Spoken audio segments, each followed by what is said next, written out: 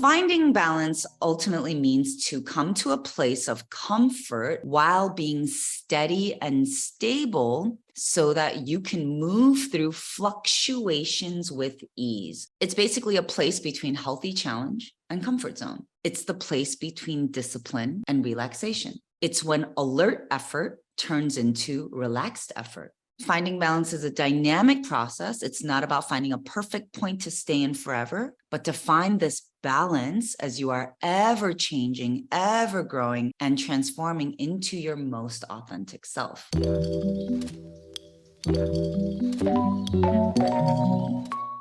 Finding balance is critical to your growth and bliss, y'all. It's the only way you will grow, because you putting effort into finding balance is how you grow. Without balance, you burn out, you lose focus, you fall, you give up, or you hurt yourself. When you feel and experience balance, you will naturally crave it all the time.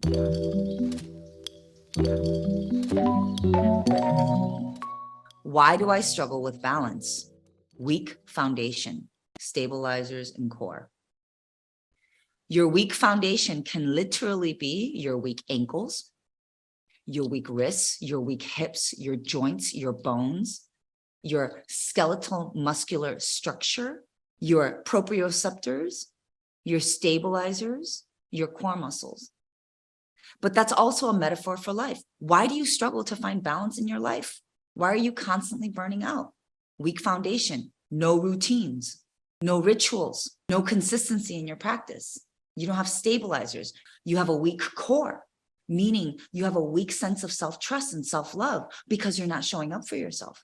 Next, inability to focus on a single point. Somewhere along the line, especially in the workforce, multitasking became praised and glorified, and it shouldn't be. All it does is create way more scatterbrain. All it does is create way more mental health issues. All it does is create more reason why people think they need to be on Adderall. And maybe if we've been taught from an early age to actually focus and been raised to be disciplined, to be monotasked, to be taught how to work on one thing at a time, then we would actually have these built in naturally. But now after 20, 30, 40 years of just being scatterbrained all the time, we're trying to actually be focused. It gets harder and harder and harder because life comes with more and more responsibilities as we get older. And then we think that there's something wrong with us, but it's actually not that. And so before we go and just reach for some kind of nootropic and think that you have some kind of brain issue, instead practice. You can start with yoga, having a meditation practice, stare at a candle for 5 minutes straight. Learn how to focus on a single point. So if you struggle to find balance in your life and you constantly feel like you're damage controlling and you constantly feel like you're all over the place, monotask.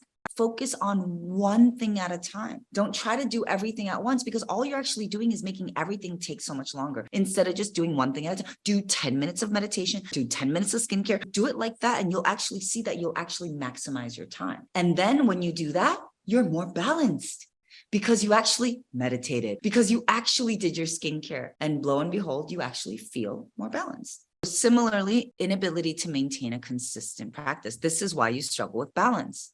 Because if you can't focus on a single point, then you also can't maintain a consistent practice. If you are consistently in your journal, if you are consistently in your gratitude practice, you will always find a sense of ease and balance in your mind, in your heart, in your relationship to abundance, in your relationships, and so forth.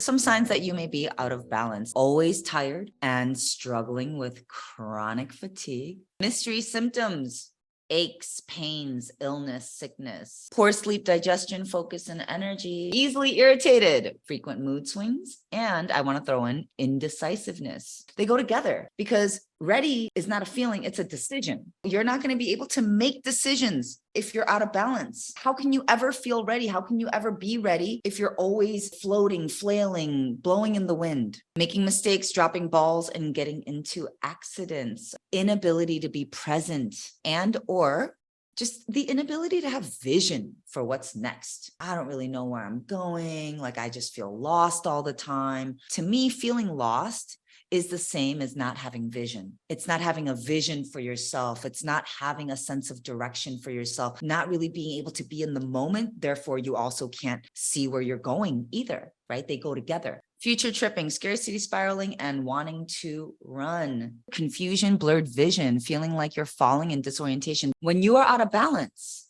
what starts to happen? You start to feel confused about your life, about my job. I don't know where I'm going. I don't know. I feel like I'm falling. I'm overwhelmed. I feel disoriented. I don't know where I'm going. Maybe I should quit. Maybe I should run. Maybe I should stay. Maybe I should sign up for this thing. It's the same thing.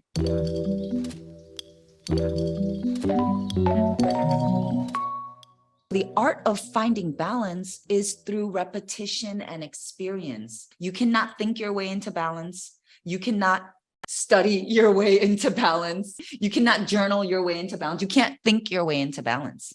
First of all, you got to know the difference between pain and discomfort. You got to know the difference between rest and bypassing. How do you learn to know the difference between these things? Well, you got to find your edges. You got to fall a couple times. You also have to have a lot of self-compassion for when you slip and fall. This part is really key, because otherwise, then what do? You give up. That's when you end up quitting. That's when you say, oh, it's not going to work for me anyways. I'll never be able to find balance. What's the point? This is where you have to have some compassion for yourself. New identities, new routines, new lifestyles, they take time. So with that said, experiment and try new things. But this is key, y'all. You got to stick to it long enough to have data. Okay. This is why I give you 30-day prescriptions, 60-day prescriptions, 90-day prescriptions. This is why I've literally said, come to every SoFit class for the next 30 days and see what happens. Try gratitude for the next 30 days, see what happens. You have to have enough data, because otherwise you'll say like, okay, I want to be a morning person. You try for 1 week. I just snoozed every morning. This isn't for me. It's like, you hardly have any data. You haven't given yourself enough data points and enough attempts. You got to give yourself enough attempts to really see if this is actually not something that's going to help you find balance or not. Know your current non-negotiables around routines and rituals. You know, my non-negotiables are like, I got to make sure that I hit my proteins no matter where we're at. Even if I'm in Italy, the land of pizza and pasta, like, I'm going to have to get in. There were many times where I ordered a chicken salad. How else am I going to get my proteins in without overshooting my carbs, right? Like, I had to do that. So it wasn't about trying to be healthy, but it was about maintaining my balance so that I don't feel like absolute shit 4 days into my trip. And then I'm not only off balance during my trip, but then I'm super off balance when I come back home too. So really trying to figure that out. So that's part of my non-negotiables, routines and rituals, wanting to move my body.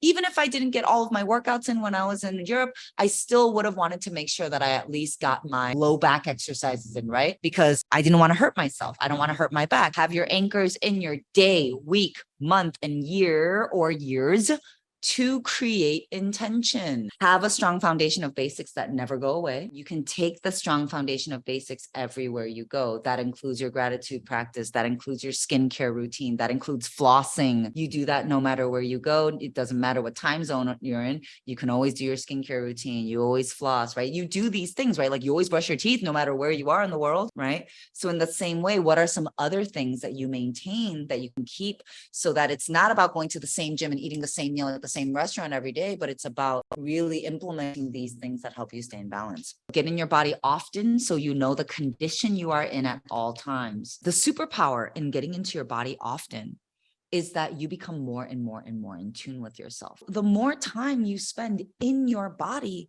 the more you get to know it. You get to really understand what's happening, right? You pay attention, right? You pay attention. Whereas think about how when we were younger, we just ate, drank, did whatever. And we're like, oh my God, I don't know. Like, you're just reacting. You're just like, well, I guess I'm just farty today. Don't know why. Well, it looks like I have a breakout. Better go and bust out the Stridex pads. And then you're just in this vicious cycle of constantly damage controlling yourself. Slow down and create lots of space, AKA breath, between transitions of all kinds. It's always in those moments. That's where the ripple happens.